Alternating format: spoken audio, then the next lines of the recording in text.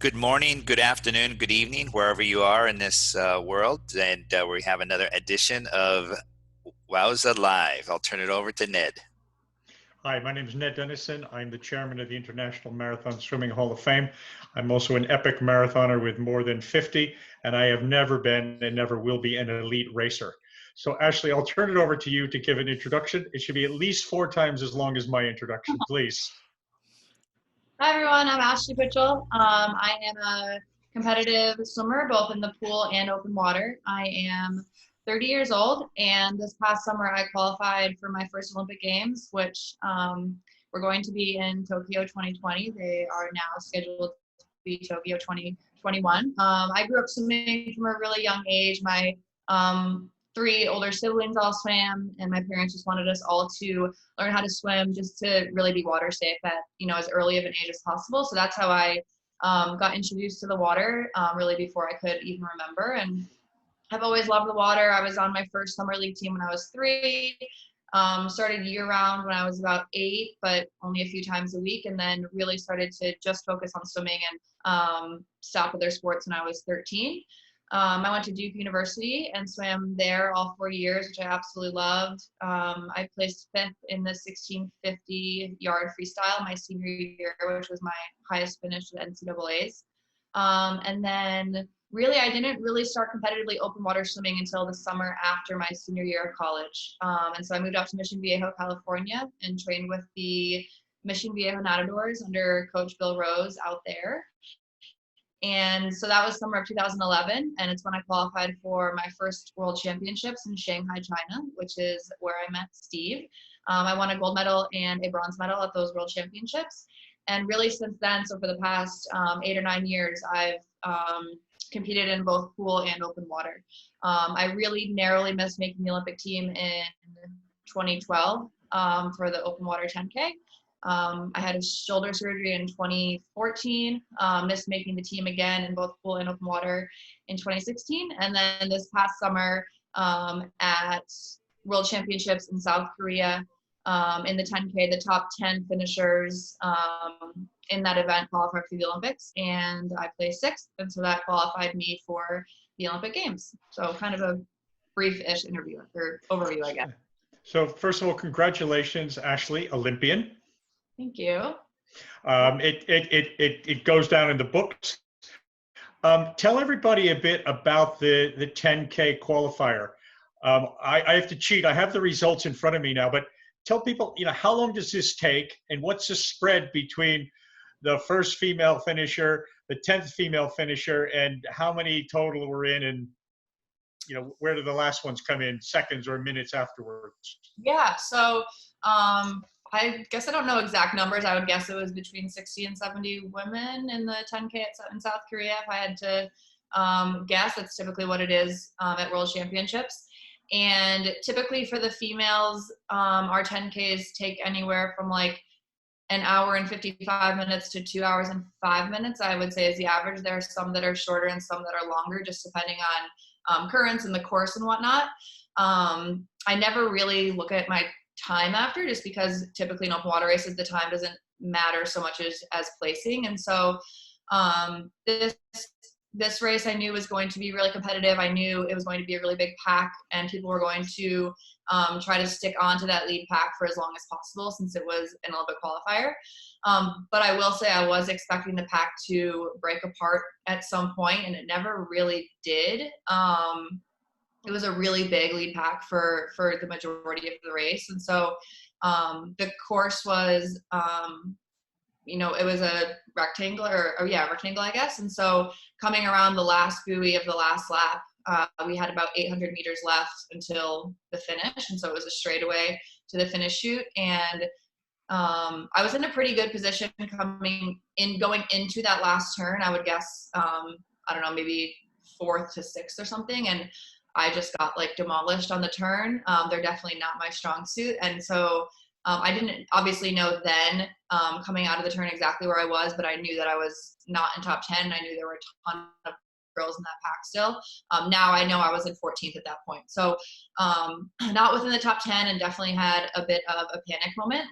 I'm going to miss making the team again. I've trained so so long for this, and I've sacrificed a lot and kind of put other things in my life on hold, and kind of forced myself to refocus, and found myself passing a lot of people that last stretch, and finished sixth. And I'm pretty sure between first and 11th, it was like maybe a little over 4 seconds. And from fourth place to 11, I think it was like a second or so. So it was, Steve probably knows better, but it was definitely chaotic. But I was like 99.9% sure I had placed in the top 10. It said on the board like photo finish, so I wasn't absolutely positive until a few minutes later.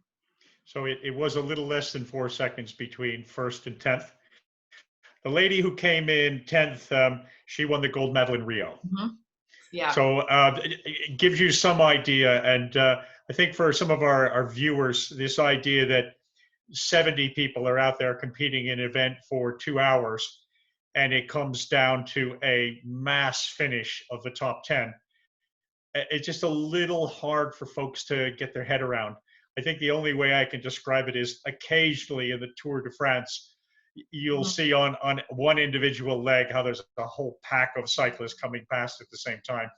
But other than that, it's so much different than pool competition where everybody's got their own lane. And while it might be tight for the 100-meter butterfly, it lengthens out at 400, 800, and 1500. Yeah. Are you still competing in the pool at an elite level? Yeah, so I have bounced back and forth for the most part, but I would say from like 2012, so like the middle of 2012 after Olympic trials in the pool, until probably 2014. Maybe even 2015, I definitely focused more on competing open water.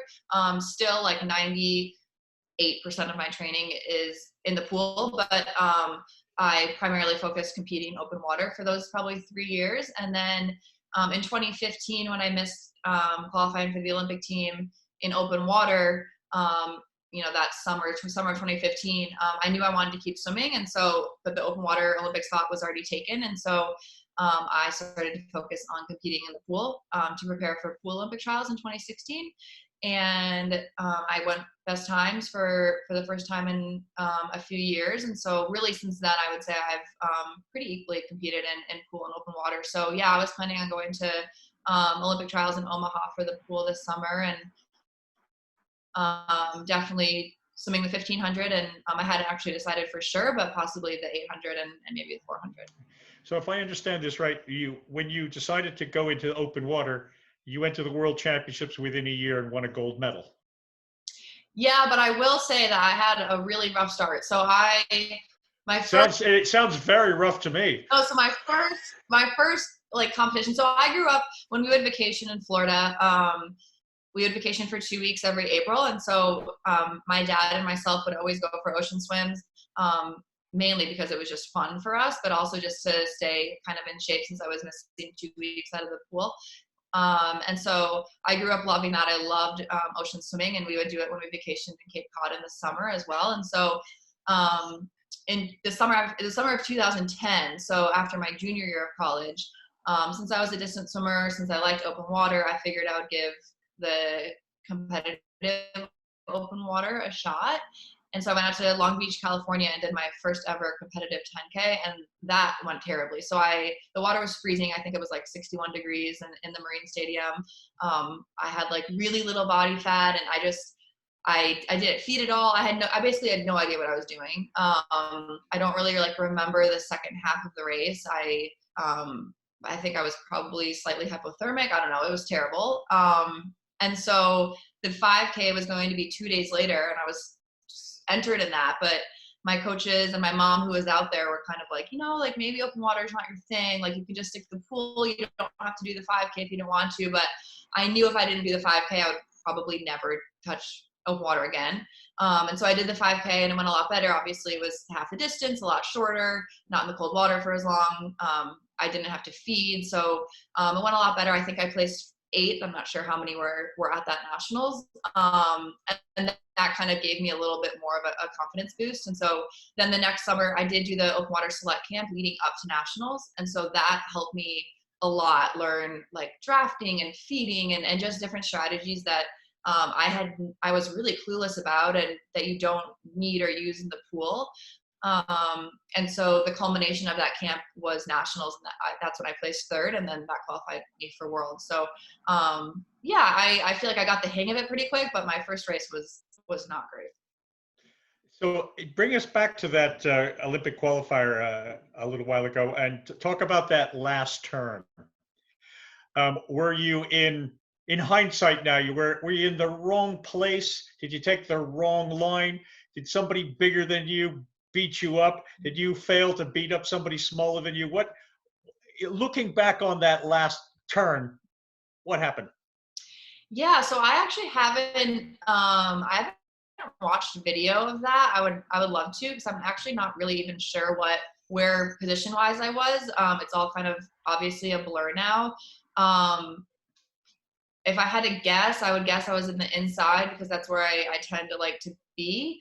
And I do remember I just got like pummeled and shoved underneath. Not saying that's anyone else's fault but mine. I probably just like didn't hold my space very well, and just kind of felt like I got basically stuck underwater. And when I came up, I had lost several spots, which obviously I should have been prepared for. I knew it was a huge pack. I knew it was the last turn of the race, and after that it was a straightaway, and there were probably 25 to 30 girls fighting for 10 spots. So definitely should have positioned myself better going into that turn. But yeah, definitely something I can continue to work on, and I will do my best to hopefully not let that happen in the Olympic race. And when you say you lost some places, did you take the person you were next to when you went into the turn? Did you lose 1 second, 2 seconds, 5 seconds? What did you lose in that turn? Yeah, again, I'm not exactly sure. I haven't seen video, but from my recollection, I feel like I was right at the lead of the pack, and with very little separation. And I remember coming out of that turn and definitely seeing people, 5 to 10 meters ahead. So definitely lost some good ground. And I know my mom and my husband, who were both there watching, and they had a pretty good vantage point. My dad was there too, but he was watching kind of from the stand, so couldn't really see it. But I know that they told me that they saw me come out of that turn and they were like, oh no, like they couldn't really tell what happened on the turn. Obviously it's just kind of chaos, and you just see a lot of splashing and a lot of arms and legs. But yeah, definitely lost some ground there. And so this was in South Korea. Give us a geographic view of the places you've competed in the last 8 years in open water. Give us your favorites. You can tell us your not so favorites, or be shy on that one and not say. Yeah, so I feel so lucky. I've been able to travel to so many places that I never really thought I would get to go to. I've competed on 6 of the 7 continents, which is so cool. Definitely one of my favorites that I've been to, I think 7 times now, is South Africa.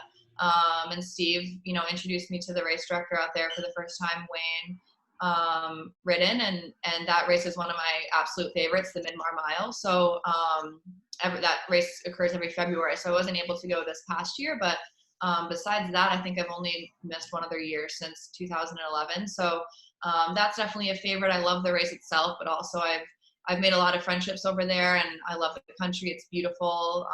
We've gotten to go on safaris while we're there. My husband Derek and my mom came one year with me, which was really fun. So that's definitely a favorite.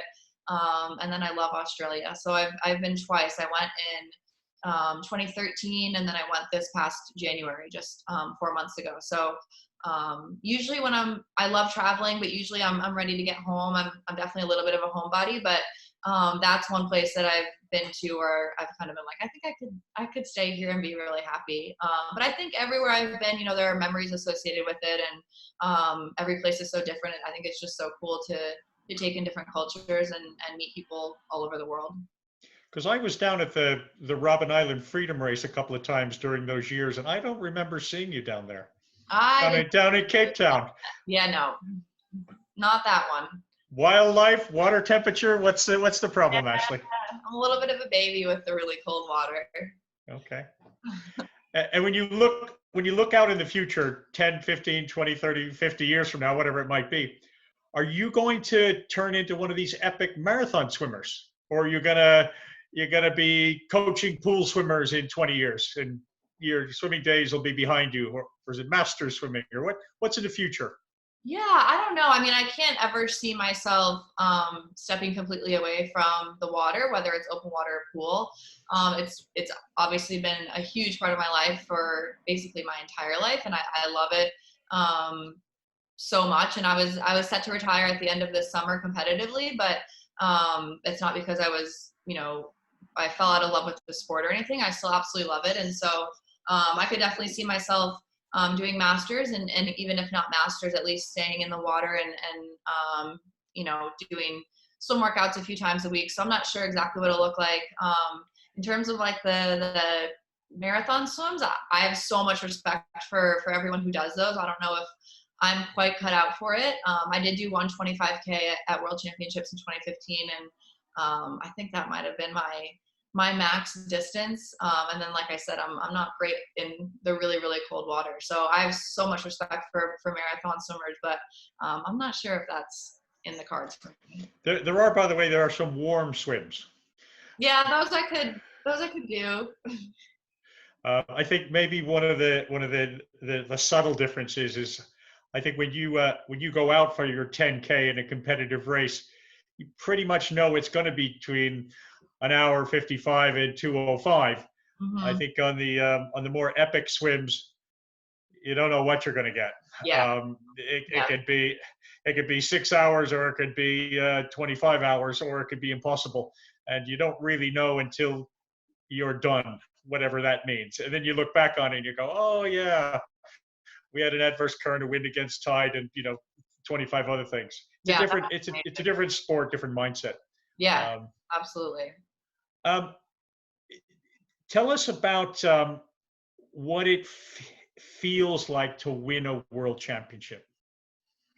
Yeah, so I think my my my two experiences have been definitely a little bit different. So in 2011, I feel like I was not only so new to the sport of open water, but it was also my first, not even just my first world championships, my first international meet, either pool or open water. So I kind of feel like I was just taking it all in, and obviously, like I remember it was like an amazing moment, and it was really cool to that gold medal in 2011 was for the team 5K pursuit, and so that was really special to win my first gold medal, with teammates. And at that point, the relay for open water was three of us, so we had two men and myself, and all three of you swam together. So they've changed it now, but that was the case then. And so I was just so honored to even be on that relay, and then to win the gold medal was obviously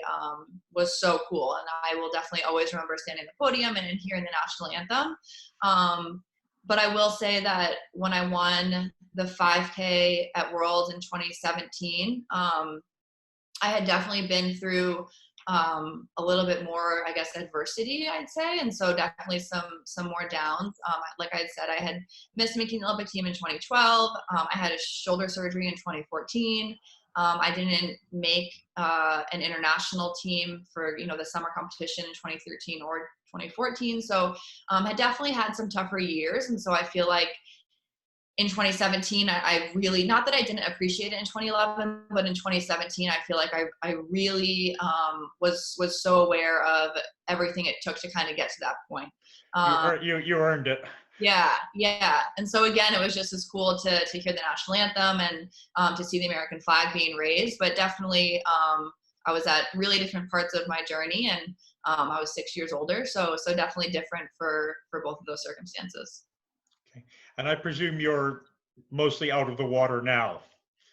Yeah, so I'm really lucky. There is a lake pretty nearby that we've been able to go to. So my husband, myself, and one of my teammates, obviously I live with my husband, so we don't have to really practice social distancing, but I'm careful to do that with my teammate, and then my coach is able to kayak. And so we're able to do that when the weather is nice. But yeah, I've been doing a lot of different kind of stuff, different dry land. My cardio is mainly on the bike and running, which is definitely different, but I've been enjoying it, and it's fun doing something new, and really being able to push myself in those things, because even when I do those in season, so I do typically get on the Peloton bike, once a week in season, or twice a week, but I feel like I'm always in the back of my head, like saving myself a little bit for the pool workouts. And right now that's not necessary. So yeah, it's been fun to do different stuff. Obviously I wish I could, be, killing pool workouts, but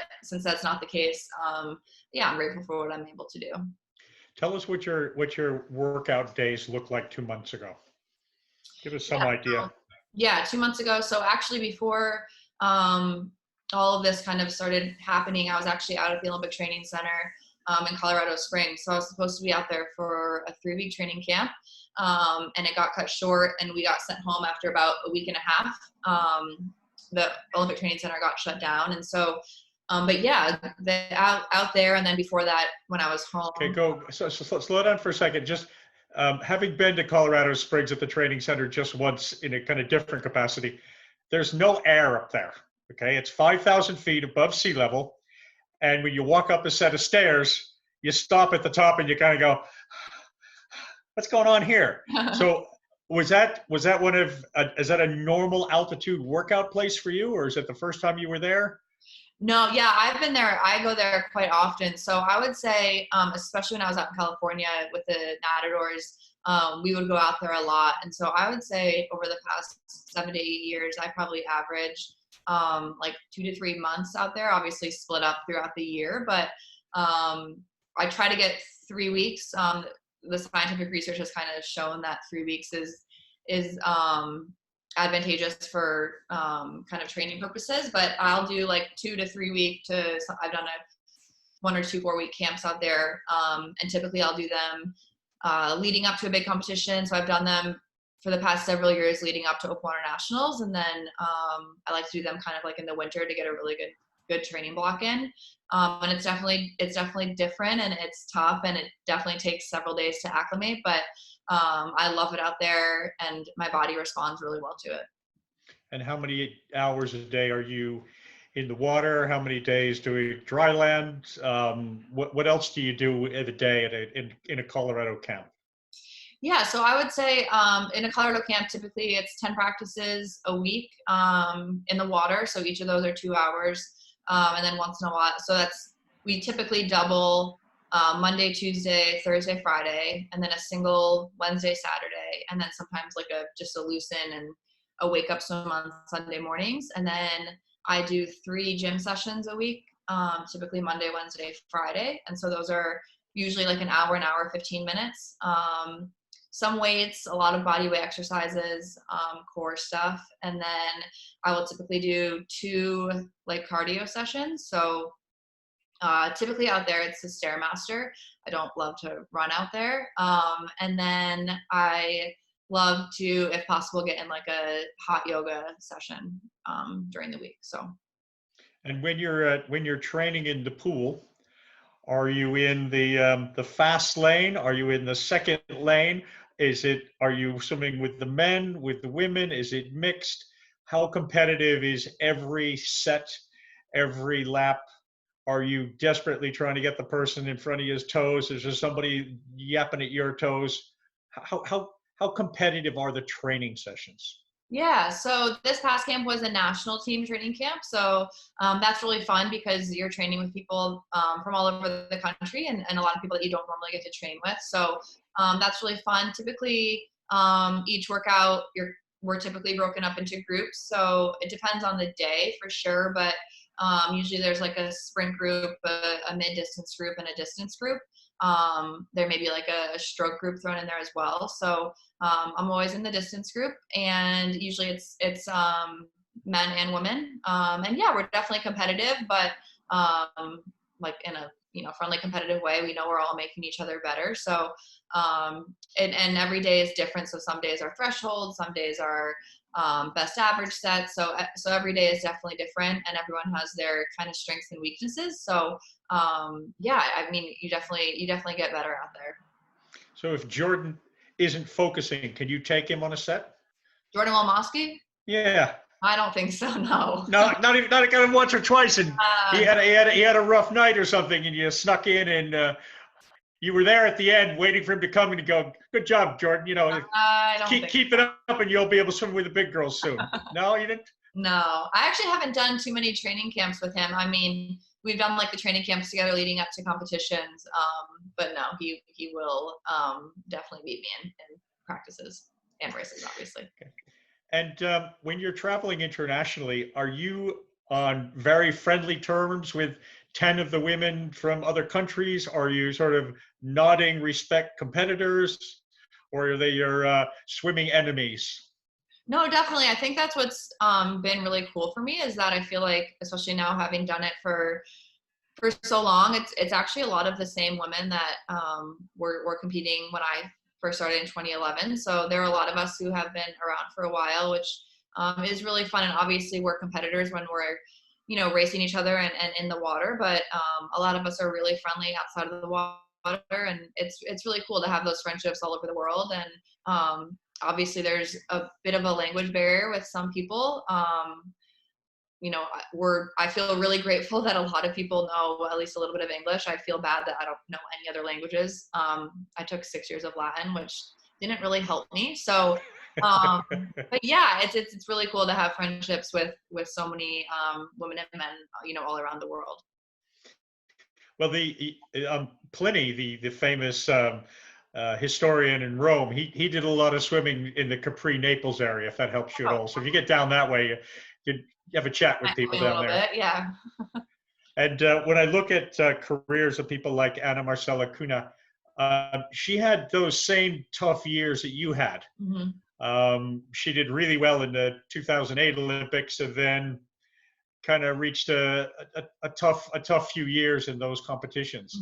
Do you sit down with somebody like that, and is there English good enough to have a conversation about what it takes to come back from those adversities? And yeah, I mean, I have not sat down with her specifically, but definitely some women, more so I guess I would say in the US, that I do have like a little bit more of a deeper relationship with.